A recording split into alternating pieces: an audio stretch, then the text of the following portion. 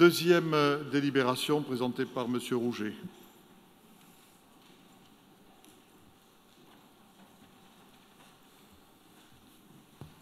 Monsieur le maire, je peux présenter la 1.2 et la 1.3 en même temps, puisqu'elles sont. Donc je présente la 1.2 et la 1.3 en même temps, puisqu'elles sont liées.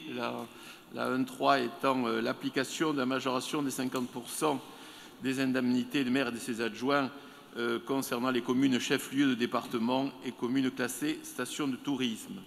Donc dans cette délibération, il s'agit d'apporter des corrections, des retouches et des modifications par rapport aux indemnités qui avaient été votées le 10 juillet dernier, après qu'il y ait eu les conseils de métropole qui ont eu lieu successivement. Elle retient un certain nombre de catégories, au nombre de 26, qui permettent donc de répartir les indemnités selon une appréciation globale de la charge de travail. Y a-t-il des interventions? Oui, Monsieur Cugive. Monsieur le maire, chers collègues, Monsieur Rouget, nous étions heureux lorsque nous avons vu qu'il y avait à l'ordre du jour du conseil municipal un instrument correctif des indemnités de fonction. Lors du dernier conseil municipal, nous vous avions alerté sur une réalité qui était que les collègues femmes de votre majorité étaient, par votre choix et votre seul choix, percevaient près de 8% d'indemnités en moins que les collègues hommes de la majorité municipale. J'ai d'ailleurs depuis regardé si une seule grande métropole de France avait fait ce choix-là. Pas une ville de plus de 100 000 habitants en France a fait le choix délibéré de rémunérer davantage les hommes que les femmes. Alors, j'ai repris ma calculette à la suite de cette nouvelle délibération et malheureusement, et je veux ici le dire à tout le monde pour que chacun puisse s'en rendre compte, les choses se sont aggravées. Lors de votre premier choix, lors du premier calcul des indemnités, la différence entre les femmes et les hommes de la majorité était d'environ 8%. Elles sont aujourd'hui de 9,87%. Les instruments donc de correction de ces indemnités n'avaient rien à voir entre une recherche d'égalité entre les femmes et les hommes pour venir corriger finalement ce qui eût pu être une erreur lors du premier conseil municipal.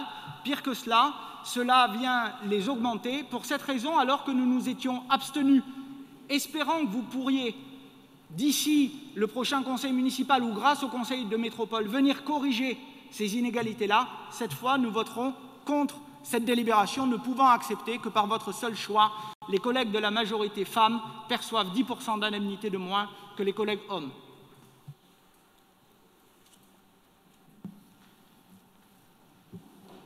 Pas d'autres remarques sur ces deux délibérations? Daniel Rouget pour élément de réponse. Merci, Monsieur le maire. Monsieur Cugive, j'ai repris vos interventions au conseil municipal du 10 juillet dernier. J'ai relu avec le détail les réponses qui vous ont été faites et donc je voudrais compléter à cette occasion certains éléments.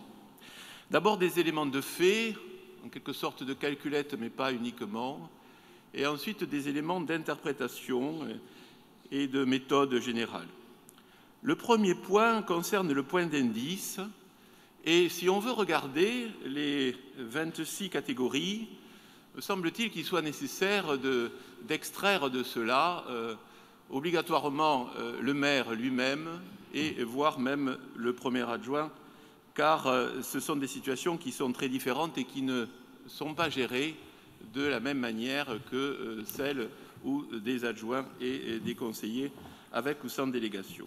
Si on fait cela et qu'on regarde le détail à la calculette près, mais ce n'est pas la seule façon qu'il faut faire, on se rend compte que l'indice, puisque c'est de l'indice qu'il s'agit, tout le monde sait ici que c'est l'indice 1027, le pourcentage chez les hommes est de 59,7% de cet indice et chez les femmes de 57%. soit une différence d'indice de 2,7 points. Ça, ce sont les calculs. Maintenant, il faut regarder, parce que les calculs et les chiffres, on dit qu'ils sont têtus, mais souvent on peut dire qu'ils ne sont pas exacts. C'est l'interprétation qu'il est nécessaire de faire du reste. Le premier point concerne la charge de travail. Et en reprenant les conseils, Monsieur le maire vous disait le 10 juillet dernier que la charge de travail ne peut pas être égalisée. On peut s'intéresser, il faut s'intéresser à l'égalité femmes-hommes, mais égaliser une charge de travail, ce n'est pas possible. Ce qu'on peut faire, c'est l'apprécier de manière globale, mais vouloir égaliser une charge de travail serait quelque chose que nous ne pouvons pas atteindre. Le deuxième point concernant l'effet de marge, de petite marge que nous avons soulevé, pose un problème de représentativité d'échantillons. Cette question est plus finalement scientifique que pratique. Elle nécessite, quand on a 26 catégories et 68 personnes concernées, qu'on utilise une méthode de savoir si l'écart type et la médiane de l'écart type est valable. Pour ce faire, la méthode ne permet pas de calculer l'écart type, ce qui veut dire, en termes simples, que cette différence n'est pas représentative de l'échantillon. Autrement dit, si on fait un raisonnement scientifique, on ne peut pas affirmer ce que vous affirmez. Ensuite, le dernier point, c'est la question d'une appréciation globale. Il ne s'agit pas de faire arithmétique et de savoir ce qu'il y a d'ajouter les activités de la ville de la métropole, mais plutôt d'avoir une appréciation globale de cette charge de travail, parce que finalement, de cette charge de travail, si nous espérons, et c'est un peu l'intention, qu'elle soit appréciée globalement et le plus équitablement possible, il est intéressant de savoir qu'on va demander aussi aux élus de justifier leur présence, leur assiduité, et qu'il serait particulièrement anormal qu'il y ait des déséquilibres trop importants qui ne permettent pas d'ailleurs d'avoir cette assiduité ou d'avoir un travail normal. Donc de ce fait, contrairement à ce que vous dites et pour lequel je suis en désaccord, je pense qu'il faut tenir compte de la faiblesse de l'écart entre la répartition entre les hommes et les femmes et tenir compte de cet échantillon qui fait 26 catégories, et c'est la raison importante de cette question, mais aussi de se rendre compte que si on ne peut pas égaliser la charge de travail, on peut l'apprécier globalement, et que c'est aussi, comme précédemment nous l'avons vu, des discussions qu'il y avait dans le précédent mandat, c'était une demande qui avait été faite, et ce travail, il faut considérer que c'est un progrès. Alors vous pourriez considérer que les faits ne sont pas une opinion, mais en tout cas, je pense que dans cette question, la règle qui vous est proposée corrige l'émotion que vous en avez. Monsieur Cugive. Oui, Monsieur Rouget, je serai très bref parce que cela confirme un point de divergence. Vous faites, et c'est tout à votre droit et à votre honneur, la même réponse que celle, effectivement, que nous avions entendue lors du premier conseil municipal. Vous parlez ici de justification, et moi je vous parle d'un résultat. La conviction qui est la mienne, c'est qu'en termes d'égalité femmes-hommes, ce qui compte, ce n'est pas l'obligation de moyens, c'est l'obligation de résultat. Et on peut tourner les chiffres autant que nous le souhaitons. Les faits sont là, les chiffres sont là, les hommes de la majorité sont davantage rémunérés que les femmes de la majorité. Et vous nous dites, et c'est là je crois que nous pouvons tomber d'accord, que c'est parce que des charges de travail plus lourdes, et donc des responsabilités plus lourdes, et donc des ambitions plus importantes, ont été confiées aux hommes de la majorité municipale plutôt qu'aux femmes de la majorité municipale. C'est très exactement ce que vous venez de nous dire, et je vous propose que nous nous quittions sur cette délibération, on va rester ensemble pendant encore un moment, en étant convaincus, vous et moi, de ce que nous avons dit. Je pense simplement qu'à l'heure actuelle, il était parfaitement possible de confier les mêmes responsabilités, la même charge de travail, les mêmes ambitions, les mêmes volontés de politique publique à des femmes et à des hommes au sein de cette majorité. Monsieur Lacaze, Monsieur Deherle.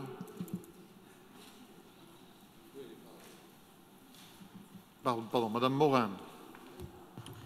Oui, Monsieur le maire, pour compléter le propos de mes camarades, je pense qu'il y a une solution pour permettre aux femmes d'accéder au même niveau de responsabilité et au même niveau de charge de travail. Parce que c'est ça l'égalité aussi. C'est de compenser les handicaps, je dirais, naturels que les femmes rencontrent dans notre société. Je pense notamment à l'inégale répartition de la charge mentale au sein du couple. Je pense notamment à l'inégale répartition des moyens de garde, de l'affectation de la garde des enfants, de l'affectation de la garde des grands-parents parfois ou des parents. Cela rejoint la question de la compensation du handicap. Quand on veut une société inclusive, quand on veut une société qui respecte l'égalité des sexes, effectivement, on met en œuvre des moyens de compensation, c'est-à-dire qu'on permet d'organiser la garde des parents âgés, on permet d'organiser la garde des enfants, on permet de suppléer aux charges supplémentaires que les femmes ont par rapport aux hommes très régulièrement dans les couples et dans la vie civile. Et puis on fait la même chose pour les personnes handicapées. Je constate que dans les deux cas, vous ne faites pas le nécessaire et vous n'êtes donc pas inclusif. Je vous remercie. Merci. Daniel Rouget, pour élément de réponse.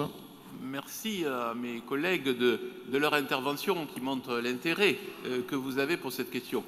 Pour M. Cugive, d'abord, non, je contredis ce que vous dites. Je ne vous dis pas que nous nous satisfaisons d'une différence de charge de travail entre les hommes et les femmes. Je vous dis que cette différence, quand on la regarde comme il faut, elle n'est pas significative. C'est-à-dire qu'elle est ce qu'on pourrait dire scientifiquement l'épaisseur du trait. C'est-à-dire qu'on ne peut pas la retenir comme telle. Donc elle n'existe pas parce qu'il n'est pas exact de la relever. Voilà. Et vous n'avez pas les éléments de preuve pour le faire, puisque je vous ai démontré que cette question se posait en ces termes et qu'on ne pouvait pas affirmer ce que vous dites. Mais ceci est une controverse qui nous restera certainement entre nous non tranchée. Pour répondre à Madame Morin et sur le souhait que vous avez, Madame, de cette question, évidemment que nous sommes dans la même ligne.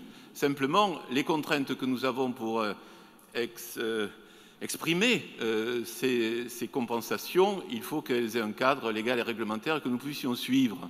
Et dans cette même question, nous sommes donc dans une question où nous devons déterminer une règle, et je trouve que la règle qui vous est proposée est une règle qui est satisfaisante. Ça fait plaisir d'entendre des propos sur le fond et non pas des querelles stériles et superficielles. Donc je mets aux voix la délibération numéro 1-2, qui ne participe pas, qui s'abstient, qui vote contre. Elle est adoptée. Délibération 1-3, qui ne participe pas, qui s'abstient, qui vote contre. Elle est adoptée à l'unanimité.